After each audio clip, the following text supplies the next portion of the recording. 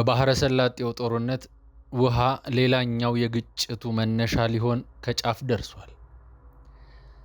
የመካከለኛው ምስራቅ ጦርነት ከነዳጅ ሀብት ጋር ሊያያዝ እንደሚችል የሚገመት ጉዳይ ነው። አሜሪካና እስራኤል ከኢራን ጋር የሚያደርጉት ጦርነት እየተስፋፋ መሄዱን ተከትሎ ውሃም ሌላኛው የግጭቱ ማዕከል ሊሆን እንደሚችል እየተነገረ ነው። ሰላም ጤና ይስጥልኝ ውድ የቻናሌ ተከታታዮች፣ በዚህ ቪዲዮ እንዴት ውሃ የመካከለኛው ምስራቅን ጦርነት ወደ ሌላ ምዕራፍ ሊቀይረው እንደሚችል የተዘጋጀ ትንታኔን አቀርብላችኋለሁ። እስከ መጨረሻው አብራችሁን ቆዩ። ከዓለም አቀፉ ታዳሽ የንጹህ ውሃ ውስጥ የባህረ ሰላጤው ሀገራት ድርሻ 2% ብቻ ነው። በተለይም ከ1950ዎቹ የነዳጅ ኢንዱስትሪ አብዮት በኋላ በክልሉ በሚፈጠረው ጫና ምክንያት ጨዋማ ውሃ እያጣሩ ይጠቀማሉ።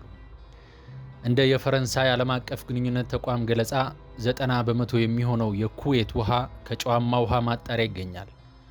የኦማን 86%፣ የሳውዲ አረቢያ 70% እና የተባበሩት አረብ ኤሚሬቶች 42% ነው። በ2021 ወደ ባህረ ሰላጤው ከነዚህ የጨዋማ ውሃ ማጣሪያ ፋብሪካዎች የሚገኘው አጠቃላይ ዕለታዊ የምርት መጠን ከ20 ሚሊዮን ሜትር ኪዩብ በላይ ነበር። ይህም በየቀኑ 8000 የኦሎምፒክ መዋኛ ገንዳዎችን መሙላት የሚያስችል ነው ሲሉ በኦማን የአካባቢ የአሳና የውሃ ሳይንስ ማዕከል ባልደረባ የሆኑት ዶክተር ዊል ለኩዌስኔ ለቢቢሲ ኒውስ ዴይ ፕሮግራም ተናግረዋል። የባህረ ሰላጤው የግብርናና የምግብ ምርት በጨዋማ ውሃ ላይ የተመሰረተ ነው። ምክንያቱም በተለምዶ ለመስኖ የሚውለው የከርሰ ምድር ውሃ ክምችት በከፍተኛ ሁኔታ መቀነሱ ነው። እናም ይህ ከፍተኛ ጥገኝነት የውሃ መሰረተ ልማትን ስትራቴጂካዊ ተጋላጭ ያደርገዋል። ለዚህም ነው አሜሪካም ሆነች ኢራን ለማጥቃት ፍላጎት ያላቸው የሚመስሉት። ተንታኞች የቴህራንን አካሄድ ወደ ጎን ማስፋፋት ሲሉ ይገልጹታል። ይህም ግጭቱ በቀጥታ ከአሜሪካና ከእስራኤል ጋር ከመቀጠል ወደ ሌሎች ሀገራት ጭምር የማስፋፋት አካሄድ ነው። እንደ በቀል እርምጃ ቢቆጠርም የውሃ መሰረተ ልማትን ኢላማ ማድረግ የኢራን ስትራቴጂ አካል ይመስላል። የባህረ ሰላጤው መንግስታት የውሃ መሰረተ ልማታቸው ጥቃት እየደረሰበት ነው ብለው ካመኑ ጦርነቱን ለማስቆም አሜሪካ ላይ ጫና ሊያሳድሩ ይችላሉ ሲሉ በኳታር የሚገኘው የሰሜን ምዕራብ ዩኒቨርሲቲ ፕሮፌሰር ማርክ ኦውን ጆንስ ተናግረዋል። የኢራን ጥቃቶች ድንጋጤን ለመፍጠር ያለሙ ሲሆኑ ይህም ሲቪሎች መቆየት ወይም መሸሽ አለመቻላቸው ላይ ተጽዕኖ ያሳድራል። ኢራን በቀጥታ የጨዋማ ውሃ ማጣሪያ ፋብሪካን መታለች ስትል ባህሬን ከሳለች። ኢራን በበኩሏ ቀደም ብላ የአሜሪካ ጥቃት በሆርሙዝ ወሽመጥ ውስጥ በሚገኘው ቄሽም ደሴት የሚገኝ የውሃ ተቋምን መጉዳቷ ገልጻለች። በዱባይ የጃቤል አሊ ወደብ ላይ የተሰነዘሩ የኢራን ጥቃቶችም በዓለም ላይ ካሉት ትላልቅ የጨዋማ ውሃ ማጣሪያ መካላት በአንዱ አቅራቢያ እንደተሰነዘሩም ይታሰባል። እንዲሁም በተባበሩት አረብ ኤሚሬትስ በሚገኘው ፋጃራህ ኤፍል 1 እና የግል የውሃና የኃይል ማመንጫ አቅራቢያ የእሳት አደጋ ሪፖርት መደረጉ ጥርጣሬን ፈጥሯል። ባለስልጣናት ፋብሪካው ስራ መቀጠሉን ገልጸዋል። የኩዌቱ ዶሃ ዌስት ማጣሪያ በአቅራቢያው በሚገኙ የወደብ ጥቃቶች ወይም በድሮን ጥቃቶች ምክንያት ጉዳት ደርሶበታል። ለኢራን ይህ የበለጠ ምልክት ሰጪ አካሄድ ነው ሲሉ የተባበሩት መንግስታት የውሃ የአካባቢና የጤና ዩኒቨርሲቲ ተቋም ኃላፊ የሆኑት ፕሮፌሰር ካቬህ ማዳኒ ለቢቢሲ ወርልድ ሰርቪስ ተናግረዋል። ኢራን የምትወስዳቸው ማንኛውም እርምጃዎቿ በራሷ ላይ ለሚሰነዘሩ ጥቃቶች ተገቢ ምላሽ አድርጋ ታቀርበዋለች። በተለይም የባህሬኑን ጥቃቶች በቄሽም ደሴት ላይ ለተፈጸመው ጥቃት የበቀል እርምጃ አድርገዋለች።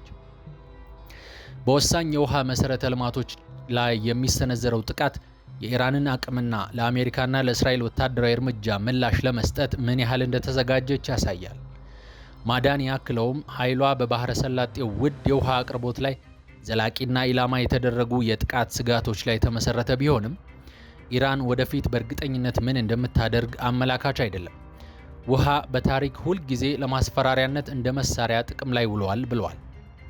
ማዳኒ ቴህራን በባህረ ሰላጤው ውስጥ በሚገኙ የጨዋማ ውሃ ማጣሪያ ፋብሪካዎች ላይ ቀጥተኛና ግልጽ ጥቃቶችን የማትሰነዝረው ራሷ ላይ የሚደረጉ ጥቃቶችንና በጄኔቫ ኮንቬንሽን አንቀጽ 45 ምክንያት ሊሆን እንደሚችል ጠቁመዋል። ሕጉ የሲቪል መሰረተ ልማቶችን ማጥቃት እንደማይቻል ይገልጻል። ነገር ግን ኢራን አልጀመረችውም። አባስ አራግቺ በማህበራዊ ሚዲያ ላይ ያቀረቡት ይህንን ነው ሲሉ ማዳኒ የኢራን የውጭ ጉዳይ ሚኒስትርን አመለካከት በመግለጽ ተናግረዋል። አራግቺ የቄሽም ደሴትን ጥቃት ከባድ መዘዝ ያለው አደገኛ እርምጃ፣ ግልጽና ተስፋ አስቆራጭ ወንጀል ሲሉ ለብዙ መንደሮች የውሃ አቅርቦትን ገድቧል ስላሉት ጥቃት ገልጸዋል። እነዚህ ክስተቶች ቢቀጥሉም ባይቀጥሉም ከአሜሪካ ጎን የቆሙ ሀገራት በውሃ ደህንነት ረገድ ያላቸውን ደካማነት ያጎለዋል። ኢራንም ተጋላጭ ነች። ምንም እንኳን ማዳኒ የውሃ አቅርቦቷ ከባህረ ሰላጤው ጎረቤቶቿ በተሻለ ከተለያዩ ምንጮች የሚገኝና በጨዋማ ውሃ ማስወገጃ ላይ ብዙም ጥገኛ እንዳልሆነች ጠቁመዋል። ሌሎች ታዛቢዎች በበኩላቸው ኢራን በባህረ ሰላጤው ወሳኝ የውሃ መሰረተ ልማቶች ላይ የምትሰነዝራቸው ማናቸውም ጥቃቶች በራሷ ላይ የበቀል ጥቃቶችን ሊጋብዙ ይችላሉ።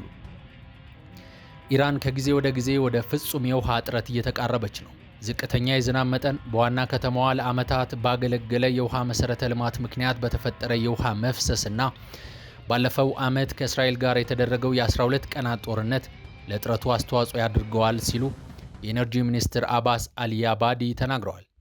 በመላ አገሪቱ የሚገኙ ግድቦች በአሳሳቢ ሁኔታ ውስጥ ናቸው ሲሉ የኢራን ብሔራዊ የአየር ንብረትና የድርቅ አስተዳደር ማዕከል ባልደረባ የሆኑት አህመድ ቫሴቬህ ተናግረዋል። ዋና ዋና የሚባሉት የውሃ ማጠራቀሚያዎች ከመጠን በላይ ተጎድተዋል።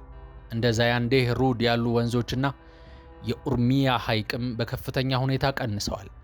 የአካባቢ ጥበቃ ባለሙያው ፍሬድ ፒርስ እንደሚሉት ለ10 ዓመታት የዘለቀ የግድብ ግንባታ፣ የውሃ አጠቃቀምን የሚጨምር ግብርናና የአስተዳደር ጉድለት ሁኔታውን አባብሶታል። በአንዳንድ አካባቢዎች የከርሰ ምድር ውሃ ማውጣት በመስፋፋቱ ከባድ የመሬት መሸርሸርን አስከትሏል። ቴህራን አንድ ቀን ውሃ በወረፋ ማከፋፈል ወይም በከፊል ነዋሪዎችን ማስለቀቅ ሊኖርባት እንደሚችል ባለስልጣናት አስጠንቅቀዋል። አንዳንድ ተመራማሪዎች እንደሚሉት ይህ ደግሞ የኢራንን ውስጣዊ መረጋጋትና ኢኮኖሚያዊ መቋቋምን የሚጎዳ የአካባቢና የአገር ደህንነት ስጋት ነው። ጉዳዩን የሚያባብሰው ደግሞ ከአሜሪካና ከእስራኤል ጋር ለሳምንታት የዘለቀው ከባድ ግጭት መጨመሩ ነው። ከጦርነቱ በፊት የውሃ እጥረት በኢራን ውስጥ ለተከሰተው አለመረጋጋት አስተዋጽኦ አድርጓል። ከኑሮ ውድነትና ከፖለቲካው ጋር ተዳምሮ በኩዜስታን፣ በኢስፋሃንና በሌሎች ቦታዎች ተቃውሞዎች ተነስተው ነበር። የኢራን የውሃ ተግዳሮቶች ክልላዊ ውጥረትም ጋር ይያያዛሉ። በሄልማንድ ወንዝ ዙሪያ ከአፍጋኒስታን ጋር፣ በጤግሮስና በኤፍራጥስ ግድቦች ዙሪያ ቱርክ እንዲሁም ከኢራቅ ጋር በውሃ መጋራት ዙሪያ ለረጅም ጊዜ የዘለቀ አለመግባባት አላት። ጦርነቱ የመካከለኛው ምስራቅ የውሃ አቅርቦት ምን ያህል ደካማ እንደሆነ ያሳያል ሲሉ ተንታኞች ይገልጻሉ። የግጭቱን አቅጣጫና ቆይታ እንዴት ሊቀይሩ እንደሚችሉ ያሳያል። አካባቢው ጫናዎች እንደ ነዳጅና ጋዝ ክምችት ካሉ ነገሮች ጋር በመሆን ግጭቱን እንዳያባብሱት ይሰጋሉ። በክልሉ ውስጥ ወደፊት ሊኖሩ የሚችሉ ግጭቶች የሚወሰኑት በነዳጅ ቧንቧና በነዳጅ ጫኝ መርከቦች ብቻ ሳይሆን በወንዞች፣ በውሃ ማጠራቀሚያዎችና በጨዋማ ውሃ ማጣሪያ ፋብሪካዎችም ጭምር ይሆናል። በዚህ ግጭቱና ከዚህ በኋላም ውሃ ከነዳጅ የበለጠ ዋነኛ ጉዳይ ሊሆን ይችላል። ስለተከታተላችሁኝ አመሰግናለሁ። እስቲ ቸር ያሰማን።